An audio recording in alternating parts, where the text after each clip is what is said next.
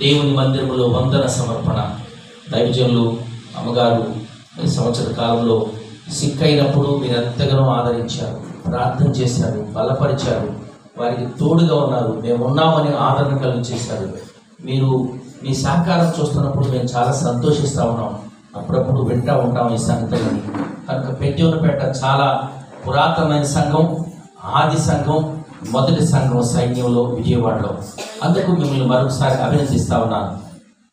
మన ప్రియుడు స్నేహితుడు, మా స్నేహితుడు దాస డేవిడ్ గారు మీ అందరికీ గ్రీటింగ్ చెప్పమని చెప్పారు. అయ్యా పెద్దివనపేట వెళ్తున్నానంటే నా గ్రీటింగ్స్ చెప్పండి, నేను అక్కడే మొదటిగా వీరుణ్ణి, అందుకని నా గ్రీటింగ్స్ చెప్పమని చెప్పారు. వారి గ్రీటింగ్స్ కూడా మీకు తెలియపరుస్తా ఉన్నాను.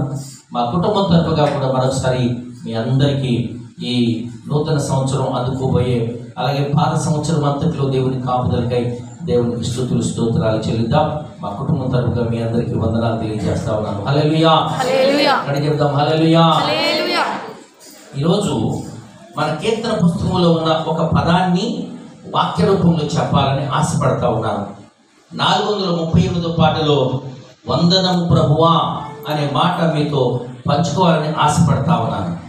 వందనము ప్రభువా నీకు అందజేతుమయ్యా, వందనము ప్రభువా మీకు అందజేతుమయ్యా. ఎంత అద్భుతమైన మాట ఇది. వందనము ప్రభువా, thank you Jesus, thank you lord, thank you Jesus. దానిలో ఉన్న 1-2 వచనాలు పాడుకుందాం. తీసిన వాళ్ళు ఉన్నాయా? వాక్య భాగం కీర్తన పుస్తకంలో 435వ పాట పాత కీర్తన పుస్తకంలో, కొత్త కీర్తన పుస్తకంలో 38 అనుకుంటా. వందనము ప్రభువా నీకందజేతుమయా, నీకందజేతుమయా,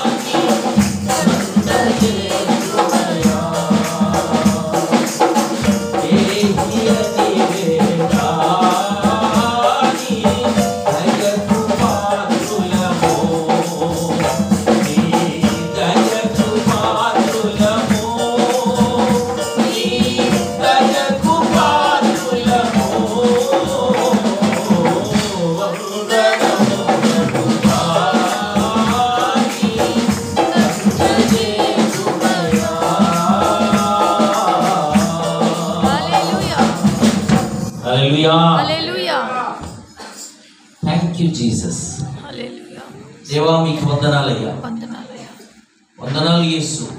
మా జీవితాల్లో ఈ చివరి గడి వరకు మమ్మల్ని కాపాడేవయ్యా, మమ్మల్ని ప్రేమించావయ్యా, మా జీవితాల్లో ధన్యత కలుగు చేసావు ప్రభువా.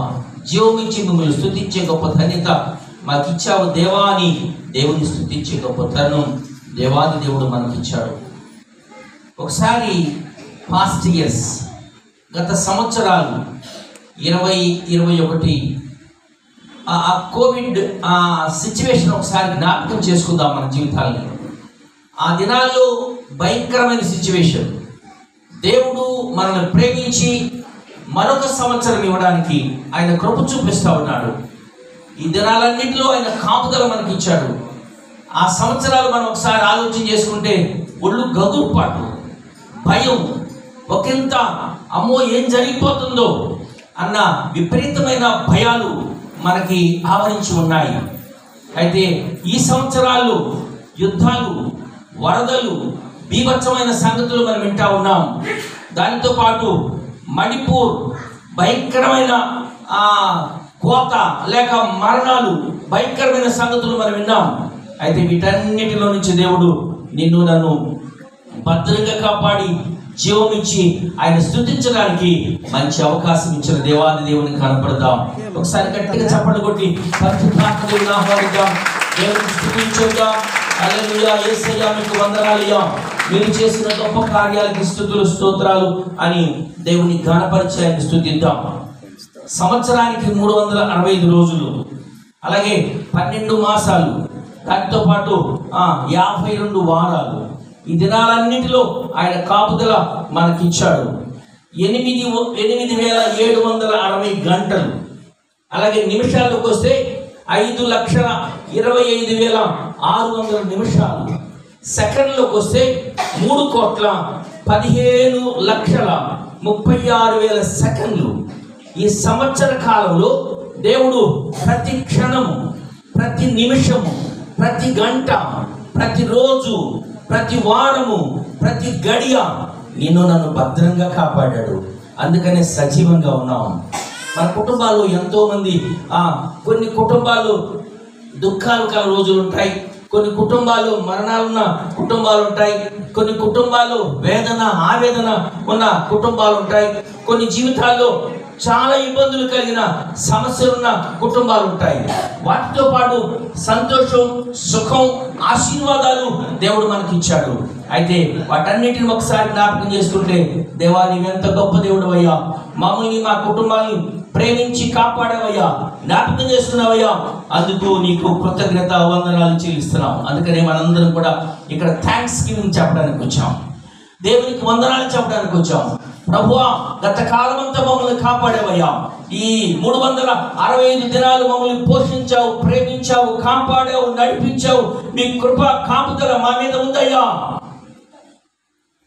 అమెరికా దేశంలో థ్యాంక్స్ గివింగ్ ఒక పండుగ చేసుకుంటారు. థ్యాంక్స్ గివింగ్ చక్కగా చాలా గొప్ప పండుగ.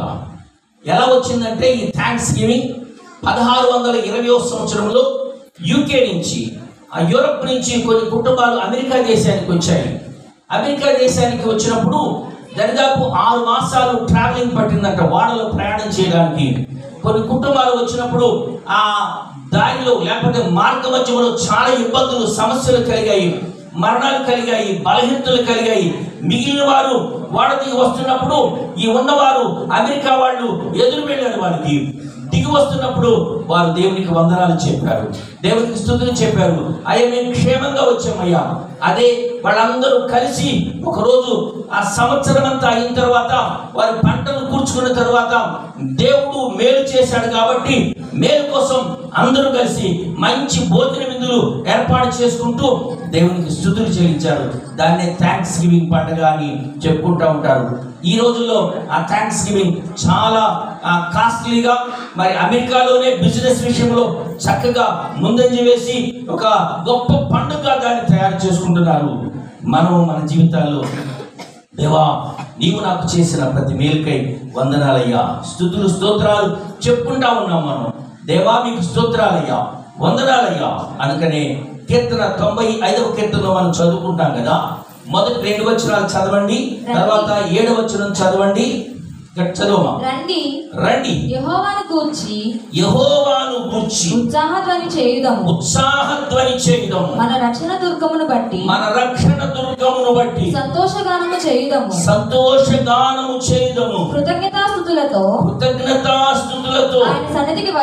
ఆయన సన్నిధికి వచ్చేదము. కీర్తనలు పాడుచు ఆయన పేరట సంతోషగానము చేయుదము. 7వ వచనం చదవండి. రండి నమస్కారం చేసి సాగిలపడదము. మనలను సృజించిన యెహోవా సన్నిధిని మోకరించుదము.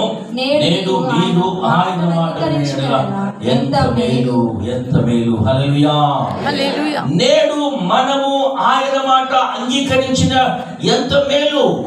నమస్కారం చేయడానికి వచ్చాం, కృతజ్ఞత చెప్పడానికి వచ్చాం, వందనాలు చెప్పడానికి వచ్చాం. ప్రభువా మీకే స్తోత్రాలయ్యా, మీకే స్తోత్రాలయ్యా. కృపగల దేవుడవయ్యా, దయగల దేవుడవయ్యా, మమ్మల్ని ప్రేమించిన తండ్రివయ్యా, మమ్మల్ని మా కుటుంబాన్ని భద్రపరిచావు దేవా. ఈ సంవత్సరం చివరి కాలంలో నూతన సంవత్సరం చూడడానికి మాకు ఆరోగ్యం, అవకాశం కలుగు చేస్తున్నావు దేవా అని కీర్తనకారుడు ఆయన చక్కగా పాడుతూ ఉన్నాడు, మాట్లాడుతూ ఉన్నాడు.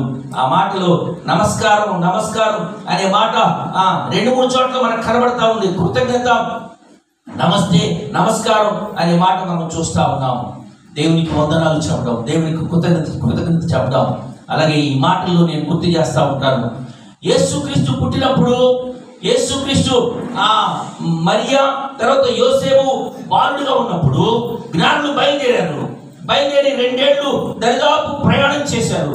ప్రయాణం చేసి రాజు దగ్గరికి వచ్చారు. యూదయ దేశంలో బెత్లెహేములో రాజు పుడతాడు, రక్షకుడు పుడతాడు, ఒక మహావీరుడు పుడతాడని రాజుకు మందిరానికి దగ్గరికి వస్తే అక్కడ రాజుగారు అంటాడు, నేను కాదు, మా ఇంటిలో కాదు అంటే బయటికి వెళ్ళిన తర్వాత నక్షత్రం వారిని నడిపించింది. తిన్నగా వెళ్ళిన తర్వాత వారు చేసిన గొప్ప త్యాగం, వారు చేసిన గొప్ప పని ఏంటంటే దేవునికి నమస్కారం చేశారు. 10-11 వచనాలు ఒకసారి చదవండి. ఆ మాటలు పండుగలు మనం జ్ఞాపకం చేసుకున్నాం. క్రిస్మస్ లో మత్తయి సువార్త 2వ అధ్యాయం 10-11 వచనాలు మనం చదువుతా ఉంటే వారు చేసిన త్యాగం, వారు చేసిన గొప్ప దేవునికి కృతజ్ఞత చెప్పిన సంగతి మనం చూస్తా ఉంటాం. వారు నక్షత్రమును చూచి అత్యానంద భరితులై ఇంటిలోనికి వచ్చి తల్లి అయిన మరియను శిశువును చూచి సాగిలపడి పూజించి పెట్టెలను విప్పి బంగారమును సాంబ్రాణిని గోధుమను కానుకలుగా ఆయనకు సమర్పించి తరువాత చాలమ్మా కృతజ్ఞత చెప్పారు. వాళ్ళు వందనాలు చెప్పారు. జ్ఞానులేగిరి తూర్పు జ్ఞానులేగిరి తూర్పు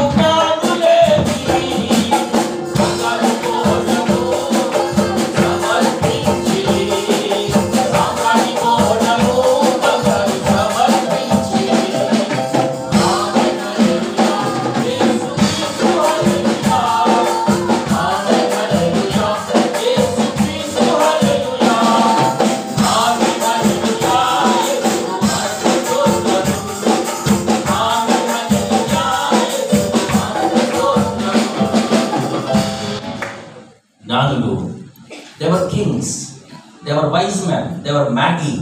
అయినప్పటికీ కూడా వాళ్ళు వయసును బట్టి కానీ, వారిలో ఉన్న ఆ హోదాను బట్టి కానీ, ఆ పదవిని బట్టి కానీ, ఆ జ్ఞానాన్ని బట్టి కానీ ఏమి గొప్పగా అనుకోలా.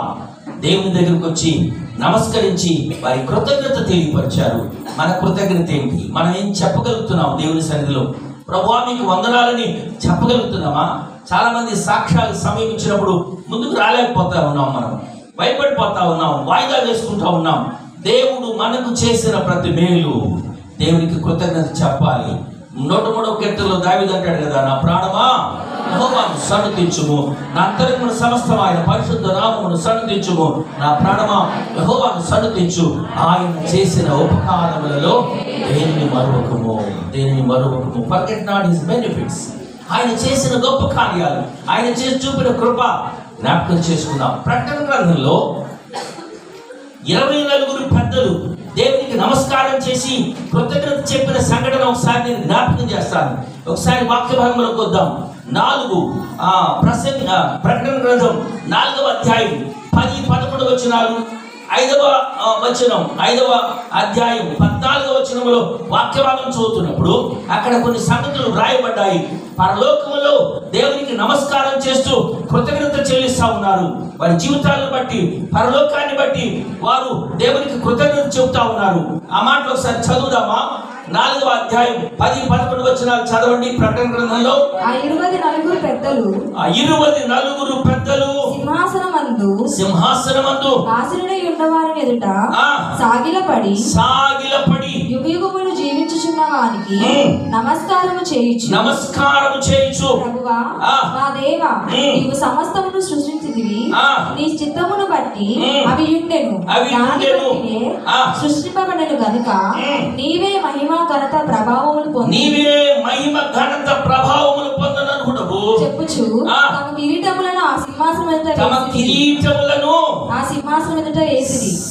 సింహాసనం ఎదుట వేసిరి. ఈ మాటలు మనం చదువుతా ఉన్నప్పుడు 24 పెద్దలు. ఎవరు 24 పెద్దలు? వ్యాఖ్యానం ఏం చెప్తుందంటే ప్రధానమైన దూతలు అని చెప్తా ఉన్నారు. ఆ తర్వాత 24 పెద్దలు, 12 గోత్రాలు, అలాగే 12 మంది శిష్యులు, మొత్తం 24. ఆ 24 పెద్దలు దేవుని సన్నిధిలో ఆ ప్రకటన గ్రంథంలో పరలోక దర్శనం చూస్తా ఉన్నప్పుడు యేసు దగ్గర ఆ మహామహుని దగ్గర వారి కిరీటాలు పెట్టి నమస్కారం చేసి కృతజ్ఞత చెబుతా ఉన్నారు. హల్లెలూయా. రాజా, మా దేవా, మా గరుడవయ్యా, నీవే మా ప్రభువయ్యా అని కృతజ్ఞత చెప్తా ఉన్నారు. మన జీవితంలో ఇంకేమైనా కృతజ్ఞత చెప్పకుండా మర్చిపోయే స్థితి ఉందా? మనం మర్చిపోతా ఉంటాం. కొన్నిసార్లు చిన్న విషయాలు కూడా thank you thank you thank you అని చెప్తా ఉంటాం. కానీ దేవుడు చేసిన ఉపకారాలను మర్చిపోక ఆయనకు స్తుతులు చెప్పుకునే వారిగా ఉండాలి. అందుకనే వాక్య భాగంలో 24 పెద్దలు వారికి ఉన్న ప్రభావము, వారికి ఉన్న అధికారము, వారికి ఉన్న గొప్పతనము, వారికి ఉన్న కిరీటాలు పక్కన పెట్టి దేవుని సన్నిధిలో నమస్కారం చేస్తా ఉన్నారు. మరలా 5వ అధ్యాయం 14వ వచనం చదవండి. ఆ మాటలో ఉన్న సంగతి ఆమేన్ అని చెప్పగా ఆ పెద్దలు సాగిలపడి నమస్కారం చేసిరి. ఆమేన్ అని చెప్పగా ఆ పెద్దలు నమస్కారం చేసిరి. హల్లెలూయా. నమస్కరించే వారిగా ఉండాలి. కృతజ్ఞత చెప్పాలి. ఎప్పుడు వందనాలు చెప్పాలి. ఒక మాట నేను జ్ఞాపకం చేయనిన్నాను. దేవుని పిల్లరా, అన్ని విషయాలు, అన్ని సంగతులప్పుడు, అన్ని కాలాలప్పుడు దేవుని చెయ్యి చాచినట్టు ఆశీర్వాదకరంగా ఉంటుంది. ఎప్పుడైతే కృతజ్ఞతలు చెప్తామో, ఎప్పుడైతే స్తుతి చెప్తామో, ఎప్పుడైతే వందనాలు చెప్తామో దేవుని చేతులు ఇలా ఉంటాయంట, ఇట్లా ఉంటాయంట. మనం స్తుతి చెప్పినప్పుడు, దేవునికి నమస్కరించినప్పుడు, దేవునికి కృతజ్ఞత చెల్లించినప్పుడు ఆయన ఆ కృతజ్ఞత తీసుకునేవాడిగా ఉంటాడు. ఎప్పుడైతే కృతజ్ఞత అయిపోద్దో ఆయన ఎప్పుడు మనల్ని ఆశీర్వదించేవాడిగా ఉంటాడు. హల్లెలూయా. ఆశీర్వదించే దేవుడు. కృతజ్ఞతాభావంతో మన జీవితం ఉంటే అది ఆశీర్వాదం. అందుకని వాక్య భాగంలో లూకాసు వార్తలో మనం చదువుతా ఉంటే 17వ అధ్యాయంలో 16-17 వచనాలు చదువుతా ఉంటే యేసు ప్రభు ఇలా మాట్లాడతాడు కదా. ఆ మాటలు ఒకసారి గుర్తు చేసుకుందామా? 16-17 వచనాలు చూడండి. లూకాసు వార్త 17వ అధ్యాయంలో, లూకాసు వార్త 17వ అధ్యాయం 16-17 వచనాలు. గొప్ప శబ్దముతో దేవుని మహిమపరచుచు తిరిగి వచ్చి ఆయనకు కృతజ్ఞతాస్తుతులు చెల్లించుచు ఆయన పాదముల యొద్ద సాగిలపడెను. వారు సమరయుడు. అందుకు యేసు 10 మంది శుద్ధులైన కారా? ఆ 9 ఎక్కడ? చాలు. యేసు ప్రభు వేసిన ఆ ప్రశ్న ఒకసారి గుర్తు చేసుకున్నాం. ఆ 9 ఎక్కడ? కృతజ్ఞత లేని వారిలో నీవు నేను కనబడుతున్నామేమో, వారిలో మనం ఉన్నామేమో. ప్రభువా, నేను కృతజ్ఞుని కాకుండా, కృతజ్ఞత హీనుని కాకుండా, నేను కృతజ్ఞత చెల్లించేవాడిగా, థ్యాంక్స్ గివింగ్ చెప్పేవాడిగా, వందనాలు చెప్పేవాడిగా నన్ను చేయదేవా అని దేవుని సన్నిధిలో అడుగుదాం. వాడు సమరయుడు, తిరిగి వచ్చిన వాడు. 9 మంది ఏమో వెళ్ళిపోయారు, మాకు వచ్చింది పర్వాలేదు అనుకున్నారు. ఒక్కడు మాత్రమే తిరిగి వచ్చి దేవునికి వందనాలు చెల్లించారు. హల్లెలూయా. బలహీనులమైన మమ్ము నీవెంతగానో బలపరచావు. యేసు మహిమైశ్వర్యములో అతి అవసరమును తీర్చావు. బలహీనులమైన మమ్ము నీవెంతగానో బలపరచావు. యేసు మహిమైశ్వర్యములో అతి అవసరమును తీర్చావు. వందనం యేసయ్యా, వందనం యేసయ్యా,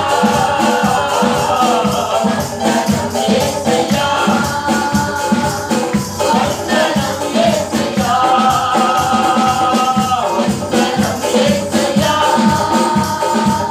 వందనం యేసయ్యా,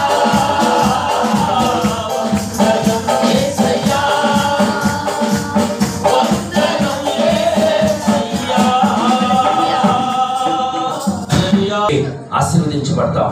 అసలు ఎందుకు మనం వందనాలు చెప్పాలి దేవునికి? Why we have to give thanks to God? Why we have to give thanks to God? దేవునికి ఎందుకు వందనాలు చెప్పాలి? మొదటి మాట నేను గుర్తు చేస్తా ఉన్నాను.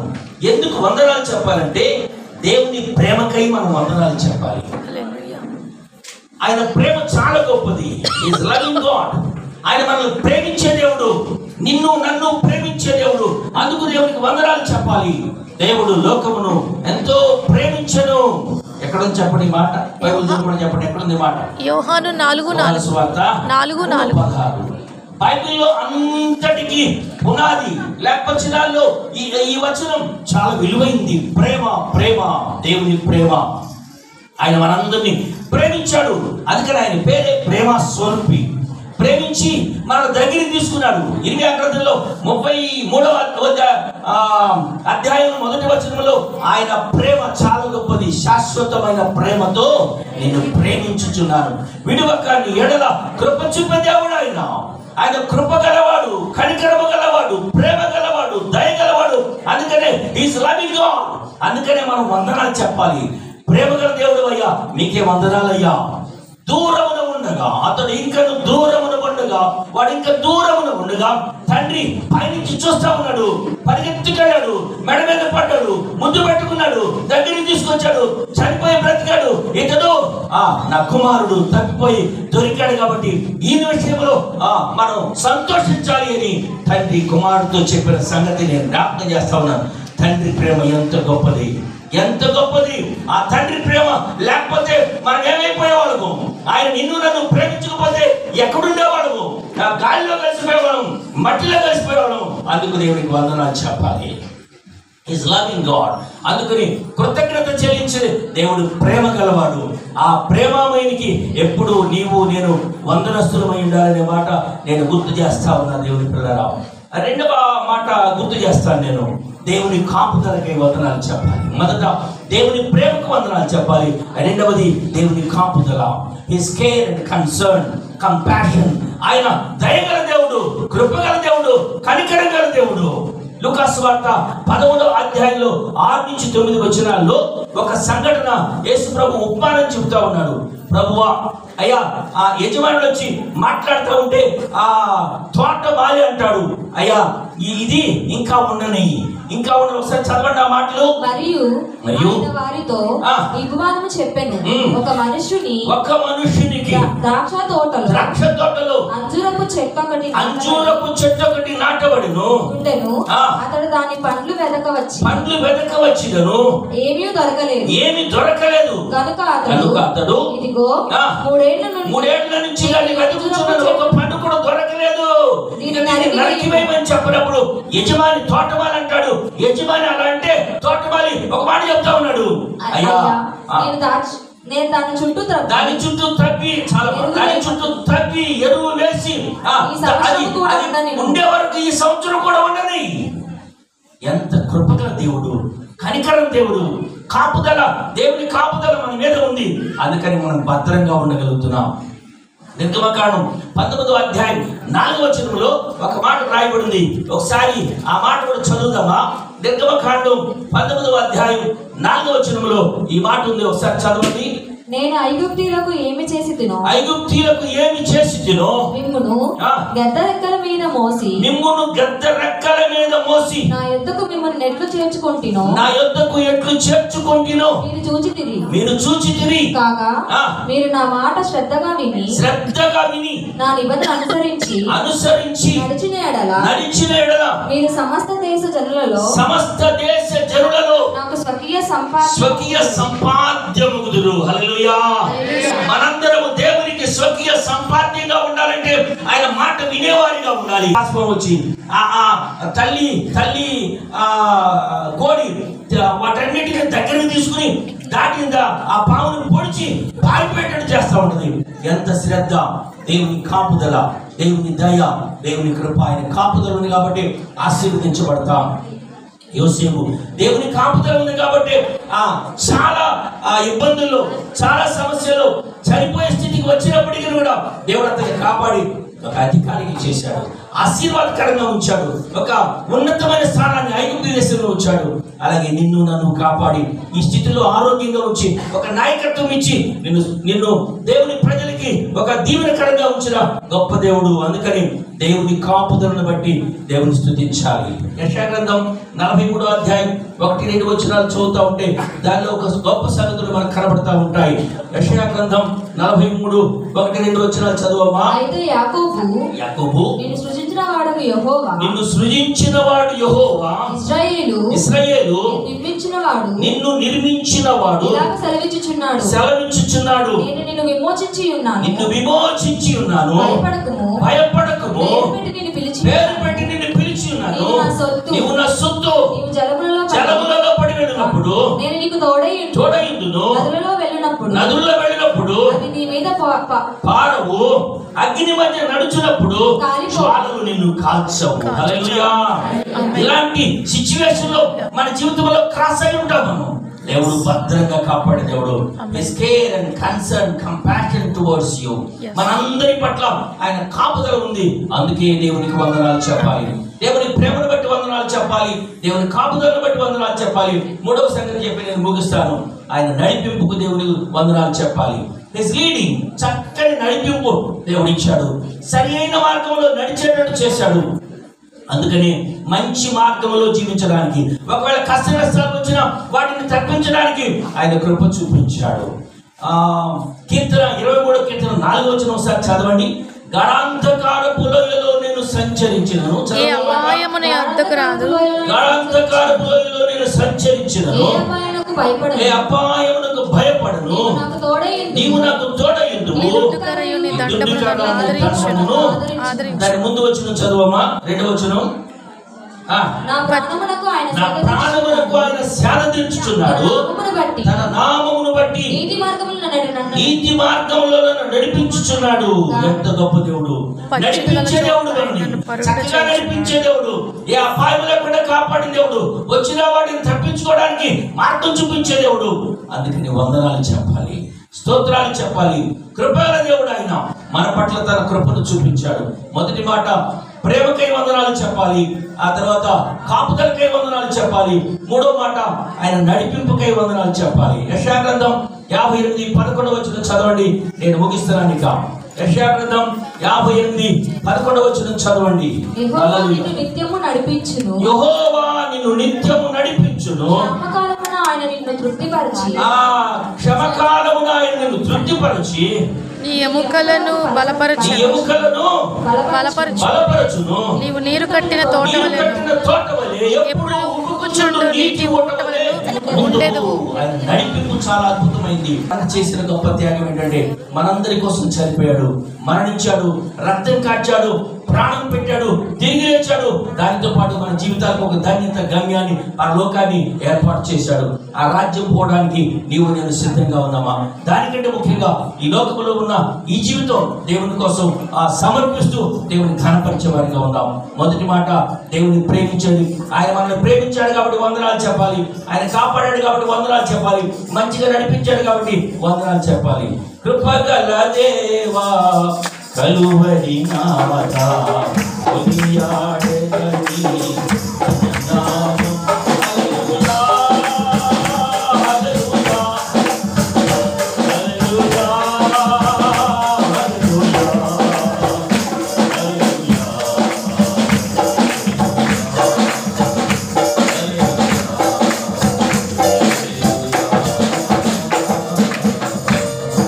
Hallelujah. Thank you. God bless you.